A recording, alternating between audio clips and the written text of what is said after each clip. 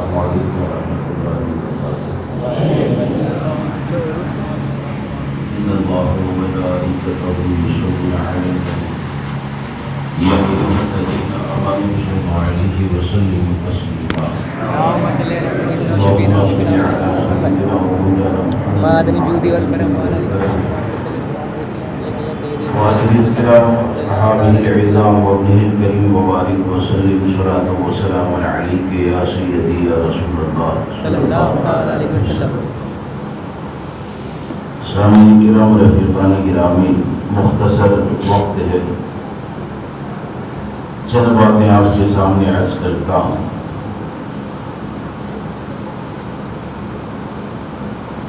آج کے حالات کو اگر آپ دیکھیں گے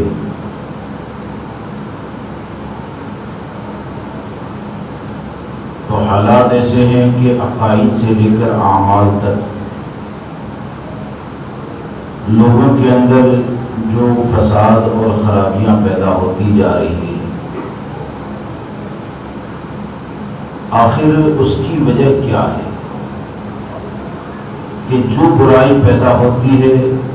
ختم ہونے کا نام نہیں لیتی، بلکہ دن بدن بڑھتی ہی جاتی ہے۔ ایک دیوبندی آیا تو وہ تو دنیا سے نہیں گیا، جانے سے پہلے ہزاروں کو پیدا کر دیا۔ آخر وجہ کیا ہے؟ یا ایک جگہ پر بے پردگی پیدا ہوئی تو ہونا تو یہ چاہیے تھا کہ وہ بے پردگی بند ہو جائے، ہزاروں خاندان میں وہ برائیاں پیدا ہو گئی۔ تو اس کی ایک سب سے بڑی جو وجہ ہے نا، وہ وجہ یہ ہے کہ ہمارے اندر جو برائیوں سے مقابلے کا جذبہ ختم ہو گیا نا، برائیوں سے مقابلے کا جذبہ ختم ہو گیا، اور تقریباً سب لوگوں کا مزاج الا ماشاءاللہ یہ بن گیا کہ میں اپنا دیکھوں اور میرے خاندان کا دیکھوں۔ میرے پڑوس میں اگر کوئی زنا کرتا ہے تو مجھے کیا ہے، وہ کرتا ہے نا۔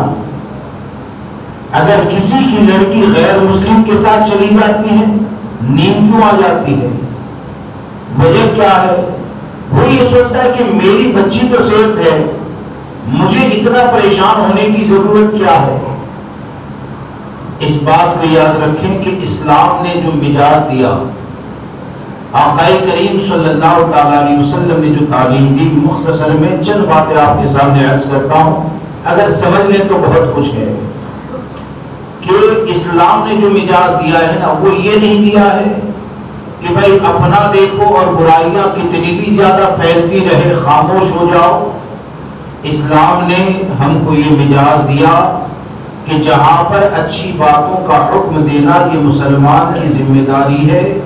وہیں پر برائیوں کا دروازہ بند کرنا بھی مسلمانوں کی ذمہ داری ہے۔ اور اگر برائی کا دروازہ بند نہ کیا گیا، اگر برائی کا دروازہ بند نہ کیا گیا نا، تو یاد رکھیں کہ آج جو ہم اپنے گھر میں بیٹھ کر، اور ہزاروں لوگ اس میں ٹھوکر کھا چکے ہیں، ایسا نہیں کہ نہیں بات ہے، ہم اپنے گھر میں بیٹھ کر جو خوش فہمی میں ہے نا کہ فلاں خاندان ڈوب گیا میں بچ گیا، یاد رکھیں کہ آج نہیں تو کل تیرے گھر کی بھی باری آنے ہی والی ہے۔ آج جو برائیاں دوسروں کے دروازے پر ہیں، اگر بند کرنے کی کوشش نہ کی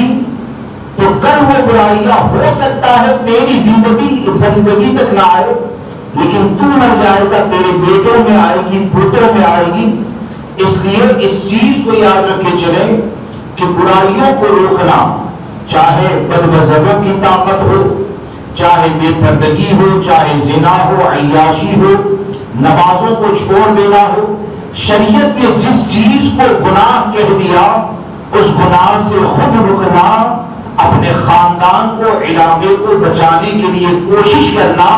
یہ حقیقت میں ایسا عمل ہے کہ اس کی برکتوں سے تم بھی محفوظ رہو گے اور تمہاری آنے والی نسلیں بھی محفوظ رہیں گی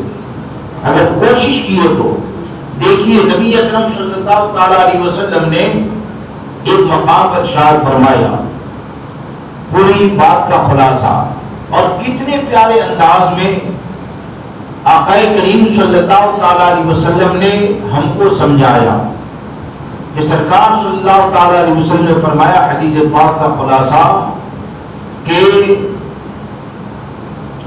جو حدود اللہ کو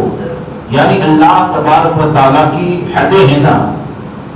اس میں مداہنت کرتا ہے، اس میں مداہنت کرتا ہے، چکنی چپڑی باتیں کرتا ہے، چاپلوسی کرتا ہے وہ، اور دوسرا وہ آدمی جو اللہ کی حدوں کو توڑتا ہے، اللہ تبارک و تعالیٰ نے جو حدیں بنا دی اس کو اگر توڑتا ہے، اور تیسرا وہ آدمی جو اللہ کی حدوں کی حفاظت کی کوشش کرتا ہے۔ یہ تینوں کی مثال ایسے ہی ہے جیسے کہ سمندر میں سفر کے لیے جا رہے تھے، حدیث پاک میں سمندر میں سفر کے لیے نکلے، قرآن اندازی کی اور تین گروپ کو تین جگہ پہ ٹھہرایا گیا، اوپر الگ ہے، بیچ میں ہے اور ایک سمندر کی سطح کے ساتھ جو حصہ لگا ہے، تین منزلہ کشتی۔ کچھ دیر تک سفر ہوتا رہا، اب اس میں سے جو نیچے والا ہے نا، سب سے پہلی منزل والا ہے، اس نے یہ سوچا کہ پینے کے لیے پانی اوپر لینے کے لیے جانا، حاجت سے فارغ ہونے کے لیے اوپر جانا، یہ تمام چیزیں حدیث پاک کا خلاصہ۔ تو اس نے سوچا کہ میں اوپر کیوں جاؤں، چلو کلہاڑا لیتا ہوں، تختے کو کاٹوں گا اور سمندر سے سیدھے پانی لوں گا، سمندر سے سیدھے پانی لوں گا۔ تو اس میں سے ایک گروپ نے یہ کہا کہ وہ اپنی جگہ پر جو کچھ بھی کرے اسے کرنے دو، جیسے کہ ہمارے یہاں ہوتا ہے نا، ہمارے یہاں ہوتا ہے کہ بھائی دیوبندی کو لڑکی دے دی، لڑکی لا دی، ہم تو کھائیں گے، اس نے بھی وہ جانے، ارے تو کھایا تو تجھے بھی تو حساب دینا ہے، تم نے جا کر کھا لیا تو تم کو بھی تو حساب تو دینا پڑے گا نا، تم گناہ کے اوپر مددگار بن گئے تو تم کو بھی تو حساب دینا پڑے گا۔ اب یہاں پر معاملہ کیا ہے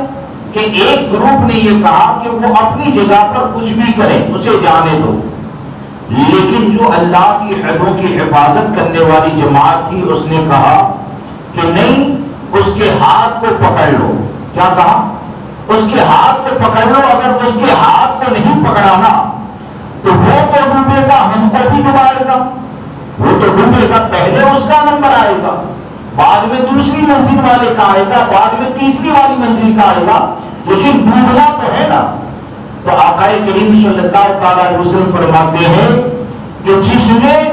وہ توڑنے والے کے ہاتھ کو پکڑ لیا تو وہ بھی ڈوبنے سے بچا اور پکڑنے والا بھی ڈوبنے سے بچ گیا، اور جس نے اسے توڑنے کے لیے آزاد چھوڑ دیا تو وہ خود بھی ڈوبا اور آزاد چھوڑنے والا یہ بھی ڈوب جائے گا۔ اس سے کیا سمجھ میں آیا؟ مثال کے طور میں اگر شہر میں دیوبندیت اگر پھیلتی ہے اور رد کرنے کے اوپر پابندی لگا دی جائے کہ کوئی برائی نہیں کرے گا، کوئی رد نہیں کرے گا، ارے دیوبندی ہو اپنے علاقے میں کچھ بھی کریں، وہ چاہے کچھ بھی کرتے رہے،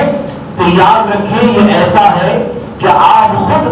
اپنی نسلوں کی تباہی اور بربادی کا دروازہ کھولتے ہیں۔ ایک جگہ ایسی ہے جہاں پر عیاشی ہوتی ہے، طاقت رکھنے کے باوجود اگر آپ روکنے کی کوشش نہیں کرتے ہیں تو گویا کہ آپ خود اپنی نسلوں کو بھی داؤ پہ لگانے کی کوشش کرتے ہیں۔ اس لیے اسلام نے ہم کو یہ مجاز دیا کہ ہم خود بھی برائی سے بچیں، اور ہمارے پاس ایسے افراد ہونے چاہیے کہ جہاں پر طاقت کے ذریعے برائی کا دروازہ بند ہوتا ہے تو طاقت کا استعمال کریں، گناہوں کا دروازہ بند کریں۔ جہاں پر علماء کے واعظ و نصیحت کے ذریعے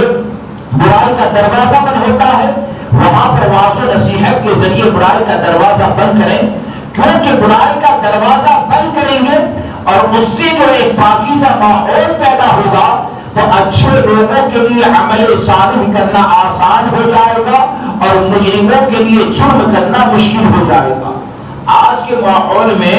اچھے لوگوں کا جینا مشکل کیوں ہو گیا؟ یعنی جو متسلم سنی ہے لوگوں کی نظر میں جنگلی وہ ہوتا ہے، بیوقوف وہ ہوتا ہے، جو ہمیشہ دین کی بات کرتا ہے لوگ اس کا بائیکاٹ کرتے ہیں۔ وجہ کیا ہے؟ وجہ یہ ہے، سبب یہ ہے کہ جب زیادہ مجرم پیدا ہو جاتے ہیں تو متقی کا چلنا مشکل ہوتا ہے اور جب زیادہ متقی پیدا ہو جاتے ہیں تو مجرموں کا چلنا مشکل ہوتا ہے۔ یہ اصول رہا ہے، یہ اصول رہا ہے۔ اس لیے ہماری ذمہ داری یہ بنتی ہے کہ ہم اپنے معاشرے میں جو بھی غلط رواج ہے، جو بھی گناہ ہے، ان کا دروازہ بند کرنے کی کوشش کریں، اور اس میں یہ نہ سوچیں کہ کوئی ہم کو سپورٹ کرتا ہے۔ آدمی بددل ہو جاتا ہے، جیسے کہ چند لوگ ہوتے ہیں، ہم نے خود دیکھا ہے کئی بار، چند لوگ ہوتے ہیں جو برائی کو بند کرنا چاہتے ہیں۔ اب ہوا یہ کہ ہزاروں لوگ مخالفت کرتے ہیں، تکلیف دیتے ہیں، کبھی کبھی شیطان ورغلاتا ہے، اور شیطان دل میں وسوسہ ڈالتا ہے، ارے بھائی جب تو اتنا اچھا کرتا ہے، قرآن کی آیت پیش کرتا ہے، حدیث مبارکہ پیش کرتا ہے، اور یہ لوگ تیری مخالفت کرتے ہیں، تو جانے دے، اس کے بدلے میں تجھے ملا کیا؟ میں تو ایک ہی چیز کہتا ہوں کہ کسی کے وجود کے ذریعے اگر برائی کا دروازہ بند ہو جائے نا، تو اللہ تبارک و تعالیٰ کی عطا کرتا اس کے لیے اتنی بڑی نعمت ہے کہ کوئی ہم کو ساتھ دے یا نہ دے، امام الانبیاء نے ان کے لیے دعا فرمائی ہے۔ امام الانبیاء نے ان کے لیے دعا فرمائی ہے۔ مثال کے طور پر ہمارے مولانا ہیں، برابر مولانا امین صاحب قبلہ، یہ اگر کسی جگہ پر گئے اور وہاں پر کوئی دیوبندی سے مل رہا تھا، اور ان کو دیکھ کر اگر دیوبندی سے ملنا چھوڑ دیا تو ان کی وجہ سے برائی کا دروازہ بند ہوا۔ اب کوئی بعد میں گالی دے، بعد میں کچھ بھی کہے، یہ آقا کریم صلی اللہ تعالیٰ علیہ وسلم نے فرمایا کہ لوگوں میں بعض ایسے ہیں کہ جن کے ہاتھ میں اللہ تبارک و تعالیٰ نے خیر کی کنجی رکھی ہے اور شر کے لیے تالا بنایا ہے۔ کیا؟ یعنی جن کے ہاتھ میں بھلائی کی چابی ہے اور برائی کے لیے تالا ہے، یعنی وہ جس جگہ پر جائیں گے بھلائیاں پھیلے گی، جس جگہ پر جائیں گے برائیوں کا دروازہ بند ہوگا۔ اور بعض لوگ ایسے ہیں کہ جن کے ہاتھ میں شر کی چابی رکھی ہے اور بھلائی کے لیے تالا کر دیے گئے ہیں، یعنی وہ ایسے بدبخت ہوتے ہیں کہ جس جگہ پر جاتے ہیں اچھے ماحول کو برا بنا دیتے ہیں، جس جگہ پر جاتے ہیں نیکیوں کا راستہ بند ہو جاتا ہے۔ تو ہمارے آقا ارشاد فرماتے ہیں کہ مبارک بادی ہے اس کے لیے، بھلائی ہے اس کے لیے کہ جس کے ہاتھ کے اوپر اللہ تبارک و تعالیٰ نے خیر کی چابی رکھی ہے اور برائی کے لیے تالا بنایا ہے۔ اب آپ سوچیں کہ جب ہمارے آقا یہ فرما دیں کہ جس کے ذریعے بھلائی پھیلتی ہے اس کو مبارکبادی امام الانبیاء 1400 سال پہلے دیتے ہیں، تو اس کو لوگوں کی مبارکبادیاں جمع کرنے کی ضرورت کیا ہے؟ لوگوں کے ہاتھ کی محتاجی کیا ہے؟ اس لیے اس چیز کو یاد رکھے چلیں کہ جہاں کہیں بھی رہتے ہیں، اپنے شہر میں، اپنے علاقے میں، عقیدے سے لے کر عمل تک جہاں کہیں بھی اگر برائی پیدا ہوتی ہے تو ہم سب کی ذمہ داری ہے کہ ہم ایک اچھا ماحول پیدا کرنے کی کوشش کریں۔ اور فقیہ ابو اللیث سمرقندی رحمۃ اللہ تعالی علیہ نے یہ حدیث مبارکہ نقل کرنے کے بعد اس کی تشریح میں وضاحت کرتے ہوئے، اور یاد رکھیں یہ فقیہ ابو اللیث سمرقندی رحمۃ اللہ تعالی علیہ یہ اتنے بڑے بزرگ ہیں کہ جن کو فخر الاحناف کہا جاتا ہے، یعنی پورے حنفی دنیا کے جن کے اوپر فخر کریں وہ فقیہ ابو اللیث سمرقندی رحمۃ اللہ علیہ، بلکہ اتنے بڑے کہ میں نے یہاں تک پڑھا کہ سلطان العطاء رسول سرکار سیدنا غریب نواز جب واعظ و نصیحت فرماتے تھے تو ان کی کتابوں کے حوالے سے واعظ کیا کرتے تھے، ان کی کتابوں کے حوالے سے واعظ کیا کرتے تھے۔ انہوں نے یہ حدیث نقل کرنے کے بعد فرمایا کہ امر بالمعروف اور نہی عن المنکر، یعنی اچھائی کا حکم دینا اور برائی سے روکنا یہ مومن کی صفت ہے۔ کس کی صفت ہے؟ بولیے، ایمان والوں کی صفت ہے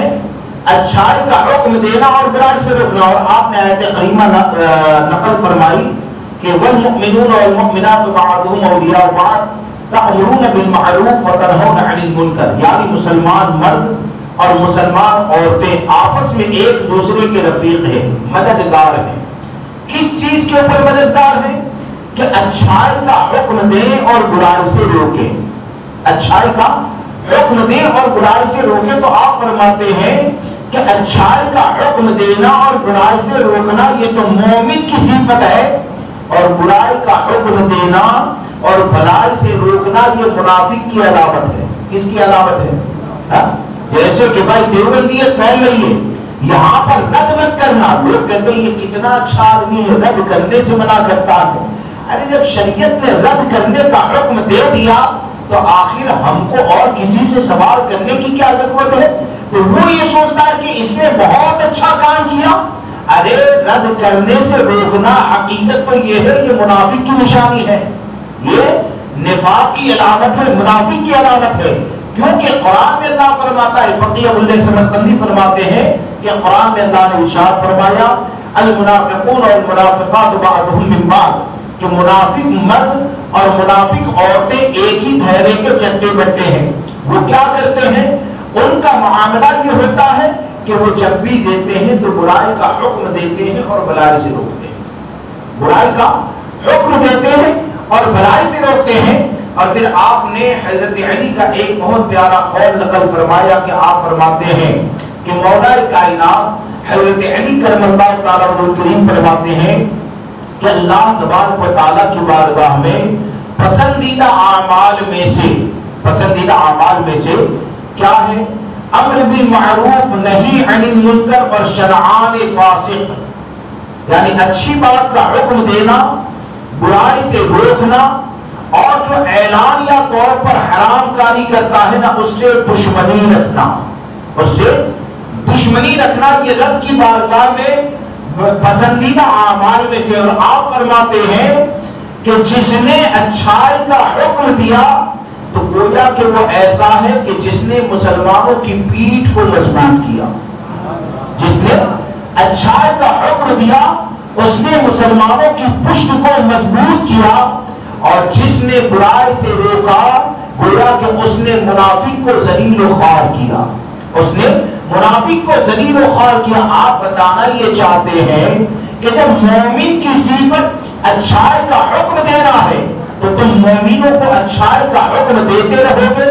اچھائی کے اوپر عمل کرتے رہو گے تو تمام مسلمان مضبوط ہو جائیں گے، اور اتنے زیادہ مضبوط ہو جائیں گے کہ وہاں پر برائیاں ختم ہو جائیں گی، اور جب برائیاں ختم ہو جائے گی تو یقین جانے ہم دنیا میں بھی کامیاب ہوں گے، قبر بھی روشن ہوگی، اور میدان محشر میں بھی کامیابی ہمارے لیے ہوگی۔ اس لیے ہم کوشش کریں اچھائی کا حکم دے، برائی سے روکیں، اور جو گناہ ہوتا ہے حرام ہوتا ہے اسے حرام بھی جانے، اور حرام کام جو ہوتا ہے نا اس کو ہزاروں لوگ نہیں بلکہ کروڑوں مل کر بھی اگر اچھا کہتے ہیں تو اس بات کو یاد رکھ کے چلے کہ قرآن و حدیث نے جس کو غلط کہہ دیا لاکھوں کے مل جانے سے بھی یا اس کو غلط کہنے سے، اللہ و رسول کے قانون کو غلط کہنے سے وہ غلط نہیں ہو جاتا ہے، بلکہ سب کی بات کو ٹھکرایا جائے گا اور قرآن حدیث کی بات ہی کو دل سے لگایا جائے گا، اور اسی کے اندر کامیابی پائی جاتی ہے۔ اور آپ دیکھیں کہ اب امر بالمعروف اور نہی عن المنکر، اس کی اہمیت تو بہت زیادہ ہے، وقت اتنا زیادہ نہیں ہے۔ میں آپ کو ایک بات بتاؤں، آخر امر بالمعروف اور نہی عن المنکر کا طریقہ کیا ہے؟ اس کا طریقہ کیا ہے؟ اس میں کبھی کبھی ایسا ہوتا ہے کہ بعض لوگوں کو سمجھ نہ ہونے کی وجہ سے نقصان ہو جاتا ہے۔ جیسے کیسے ہوا کہ کوئی آدمی نماز پڑھنے کے لیے آیا، نماز کے لیے آتا نہیں تھا۔ اب چند لوگ ایسے ہیں جو پہلے سے نمازی ہے، تو نماز پڑھنے کے لیے آیا نا تو وضو خانے پر ہی اس کا مذاق شروع ہو جائے، ارے ماشاءاللہ آپ آئے، یعنی اس طرح اس کے طرف دیکھ کر طنز کرتے ہیں، مسکراتے ہیں۔ کہ حال یہ ہوتا ہے کہ جو یہ چاہتا ہے کہ نمازی بنے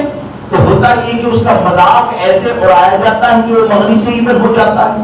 ارے بھائی تم کو متقی ہونے کی سند کس نے دی ہے؟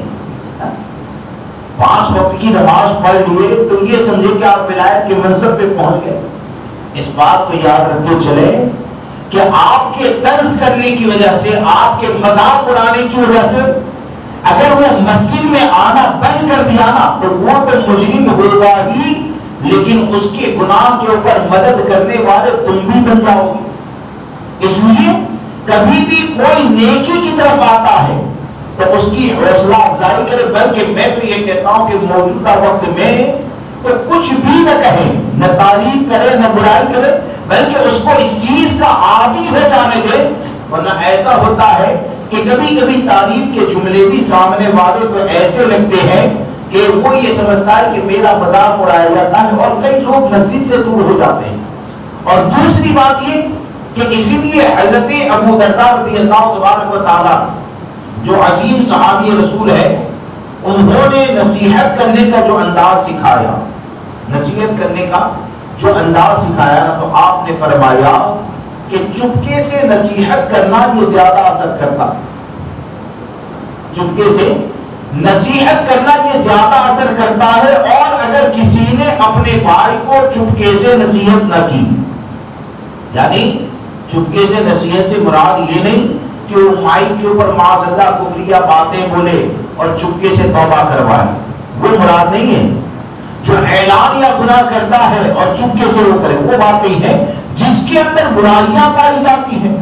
اور لوگوں کے اندر وہ ظاہر بھی نہیں ہے، اور آپ 5 لوگوں کے سامنے اگر اس کو ٹوکو گے تو اس کے عیب کو ظاہر کیا کہ نہیں؟ تو حضرت ابو درداء فرماتے ہیں کہ گویا کہ اپنے مومن بھائی کو ذلیل کرنا ہے، اس کے عیب کو ظاہر کرنا ہے، لہذا آپ فرماتے ہیں کہ سب سے پہلی منزل یہ ہے کہ اس کو تنہائی میں چپکے سے واضح و نصیحت کی جائے، اس کی برائی سے بچنے کے حوالے سے اس کو سمجھایا جائے۔ ہاں پھر اگر وہ اتنا زیادہ بے شرم ہو جائے کہ کئی بار بھی سمجھانے کے باوجود نہیں مانتا ہے، تو اب اکیلے نہ سمجھائیں، چند لوگوں کو لے کر جا کر سمجھائیں، اس سے بھی نہ مانے تو چند ایسے افراد کا سہارا لے کہ جس کی داد بھی ہوتی ہے اور داد کی بنیاد پر وہ برائیوں سے بچ جائے۔ یعنی ہم کو یہ طریقہ بتایا گیا کہ ایک مومن اگر گناہ سے تنہائی میں نصیحت کر کے بچ سکتا ہے تو اس کو گناہ سے بچا لو، 4 آدمی کے ذریعے اگر بچ سکتا ہے تو اس کو گناہ سے بچا لو، اگر طاقتور کے ذریعے گناہ سے بچ سکتا ہے تو اس کے ذریعے بچا لو، لیکن اپنی زندگی کا مقصد یہ بناؤ کہ ہم خود بھی حرام سے بچیں گے اور اپنے مسلمان بھائیوں کو بھی حرام سے بچانے کی کوشش کریں گے۔ ہم خود بھی گناہ سے بچیں اور دوسرے مسلمانوں کو بھی گناہ سے بچانے کی کوشش کریں۔ اور آج جن سلسلے میں آیا اور مولانا امین صاحب نے بھی آپ کے سامنے جماعت رضا مصطفیٰ کا تعارف مختصر پیش کیا ہوگا۔ آج جو اہل سنت و جماعت میں بہار نظر آتی ہے وہ کس کے قلم کا نتیجہ ہے؟ وہ امام احمد رضا کے قلم کا نتیجہ ہے۔ پورے ہندوستان میں جو اہل سنت و جماعت میں بہار نظر آتی ہے وہ امام اہل سنت کے قلم کا نتیجہ ہے، بلکہ میں تو یہ کہتا ہوں کہ پوری زندگی امام احمد رضا نے امر بالمعروف اور نہی عن المنکر کے فریضے کو انجام دیا، یعنی لوگوں کو عشق رسول کا درس دیتے رہے، غدار رسول سے بچنے کی تلقین کرتے رہے۔ تو عشق رسول کا درس دینا اس سے بڑھ کر اچھی بات کا حکم کیا ہوگا؟ غدار رسول سے بچنے اور بچانے کے حوالے سے تعلیم دینا، اس سے بڑھ کر برائیوں سے روکنا کیا ہوگا؟ تو آپ یاد رکھیں کہ یہ جو جماعت رضا مصطفیٰ ہے، جماعت رضا مصطفیٰ، اور دنیا میں اس کے ماتحت کام کی کوشش کی جا رہی ہے، ابھی 2 دن کے پروگرام بھی ہے، تو یہ کوئی وہ تنظیم نہیں ہے کہ جو تنظیم بن جائے، جو تنظیم بن جائے تو اصول ایسے بنے کہ معاذ اللہ رب العالمین کام کرنے کے لیے شریعت کے اصولوں کا خون کیا جائے۔ یہ وہ تنظیم ہے کہ جس تنظیم کو بنانے والی ذات کو امام احمد رضا کہتے ہیں، جس تنظیم کو بنانے والی ذات کو امام احمد رضا کہتے ہیں۔ اور امام احمد رضا فاضل بریلوی رضی اللہ تبارک و تعالیٰ نے اپنے وصال مبارک سے تقریباً 1 سال پہلے اس تنظیم کی بنیاد ڈالی، اور اس کے کارہائے نمایاں کیا ہے؟ اس کے کارہائے نمایاں کیا ہے؟ ہم کو تو صرف اتنا یہ بھی سمجھ لینا کہ یہ وہ تنظیم ہے کہ جس تنظیم سے ماتحت رہ کر نہ جانے کتنے اولیاء کرام نے دین و سنیت کی خدمت کو انجام دیا۔ یعنی اس تنظیم میں اولیاء کرام کی روحانیت ہے. اگر خلوص کے ساتھ اس تنظیم سے جڑیں گے اور جڑ کر کام کریں گے، بلکہ میں تو یہ کہتا ہوں کہ یہ ہر سنی کی ذمہ داری ہے. اعلیٰ حضرت کو اپنا محسن مانتے ہیں کہ نہیں؟ ارے بولیے، اعلیٰ حضرت کو ہم اپنا محسن مانتے ہیں نا. اور یہ امام احمد رضا نے یہ تنظیم بھی بنائی تو اپنا گھر چلانے کے لیے نہیں بنائی، بلکہ یہ تنظیم اس لیے بنائی کہ اس تنظیم میں رہ کر جتنے بھی جڑنے والے ہیں وہ رضائے مصطفیٰ کو حاصل کر لیں. اور حضور کی رضا حاصل ہو جائے تو کیا غم ہے بھائی؟ نہ دنیا میں غم ہے، نہ قبر میں غم ہے، نہ میدان محشر میں غم ہے. تو امام احمد رضا نے اس تنظیم کو جو بنایا تو اس تنظیم کا سب سے پہلا کارنامہ، بلکہ میں تو یہ کہتا ہوں اس تنظیم کا مقصد ہی یہ ہے، بنیادی مقصد یہ ہے لوگوں کے ایمان اور عقیدے کی حفاظت کرنا، لوگوں کے ایمان اور عقیدے کی حفاظت کرنا، گناہوں سے بچانا. اور اس تنظیم کا سب سے پہلا کارنامہ ہے ہندوستان کی تاریخ میں وہ یہ کہ شدید تحریک جب چلی تھی اور مسلمانوں کو ان کی جہالت کی بنیاد پر معاذ اللہ رب العالمین کافر بنانے کی کوشش کی جا رہی تھی، تو اس وقت یہ وہ تنظیم ہے جو شدید تحریک کے مقابلے میں کھڑی ہوتی ہے اور سرکار مفتی اعظم حضور شیر بشیر اہل سنت حضور صدر اللہ فاضل اور دیگر اکابر علماء اور اولیاء کرام کی جماعتیں پیدل چل کر دیہات میں جاتی تھی اور ہندوؤں کے بڑے بڑے پنڈتوں سے مناظرہ ہوتا تھا اور لوگوں کے ایمان اور عقیدے کی حفاظت کی کوشش کرنے والی یہ تنظیم ہے. لاکھوں لوگوں پر اس تنظیم کے ماتحت اللہ تبارک و تعالیٰ نے ایمان کی دولت عطا فرمائی. لہذا آپ لوگوں سے گزارش یہ ہے کہ آپ جماعت رضائے مصطفیٰ سے جڑیں گے نا انشاءاللہ. اور یہاں پر مولانا امین صاحب ذمہ داری نبھا رہے ہیں کیونکہ اس تنظیم کی ریڑھ کی ہڈی ہے. مجھے یاد آتا ہے 2 سال پہلے 3 سال پہلے حضور خائر خارج ریا بھی حیات تھے، الحمدللہ آج بھی حیات ہے، لیکن یہ کہ اپنی ظاہری زندگی میں تھے تو ہم لوگ گئے تھے، کچھ میٹنگ تھی جماعت رضائے مصطفیٰ کی بریلی شریف. حضرت بیمار چل رہے تھے تو میٹنگ وغیرہ ہوئی تو قائد ملت نے ایک جملہ کہا تھا کہ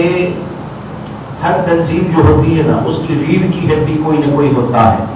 اور آپ نے فرمایا کہ یاد رکھنا کہ جماعت رضائے مصطفیٰ کی ریڑھ کی ہڈی یہ ہے کہ اسے علماء ہی ہینڈل کر پائیں گے. 3 مہینے کا کورس کر کے کچھ نہیں ہو جاتا ہے، 3 مہینے کا کورس کر کے تنظیموں کو نہیں چلایا جاتا ہے. تنظیم چلانے کے لیے علماء یعنی اصول شرع کے جاننے والے کو شریعت کے خلاف کام ہوتا، کیونکہ کبھی کبھی ایسا ہوتا ہے نا کہ لوگوں کو نظر آتا ہے کہ یہ تو بہت بڑا کام ہے،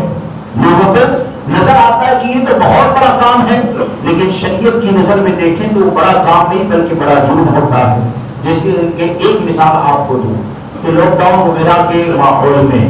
بہت سی جگہ پر دیوبندیوں سے اتحاد کے نعرے لگے، بہت سی جگہ پر دیوبندیوں سے لے کر لوگوں نے کھایا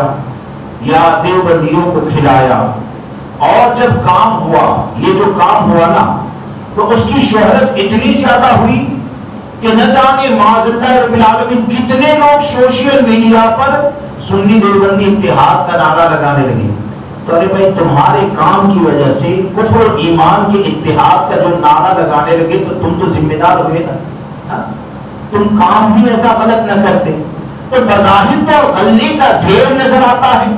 بظاہر تو لوگوں کے پیٹ بھرے ہوئے نظر آتے ہیں، لیکن یہ کہ حقیقت یہ ہے کہ پیٹ بھر کے بھی تم نے گناہ کا کام کیا. کاش کہ اگر تم دین و سنیت کے اوپر سختی سے قائم رہتے ہوئے سنی بن کر سنی ہی کے لیے اہتمام کرتے تو یقین جانے اگرچہ سوکھی روٹی پیٹ میں جاتی، گوشت نظر نہ آتا، وہ سوکھی روٹی کھلا دینا یہی سنیت کا کام ہو جاتا. کیونکہ ہم اعلیٰ حضرت کے ماننے والے ہیں، ہمارا معاملہ یہ ہے کہ یا رسول اللہ تیرے ٹکڑوں پہ پلے، غیر کی ٹھوکر پہ نہ ڈال، جھڑکیاں کھائے کہاں چھوڑ کے صدقہ دینا. اس لیے مسلک اعلیٰ حضرت پر قائم رہیں اور یاد رکھیں جماعت رضائے مصطفیٰ سے جڑیں گے یا ہم بھی جڑے ہیں تو ہمارا کوئی احسان نہیں ہے جماعت رضائے مصطفیٰ کو. اس بات کو یاد رکھ کے چلیں. یہاں پر وہ ہاتھ جوڑ جوڑ کے لایا جاتا ہے نا، ایسا معاملہ نہیں ہے۔ اس بات کو یاد رکھ کے چلے، میرے اعلیٰ حضرت بھی بہت بڑے ہیں اور ان کی تنظیم بھی بہت بڑی ہے، اور بڑے جو ہوتے ہیں نا، بڑوں کو چھوٹے نہیں چلاتے بلکہ بڑے چھوٹوں کو چلایا کرتے ہیں۔ تو ہم یہ کہتے ہیں کہ جماعت رضائے مصطفیٰ کا کام کرے نا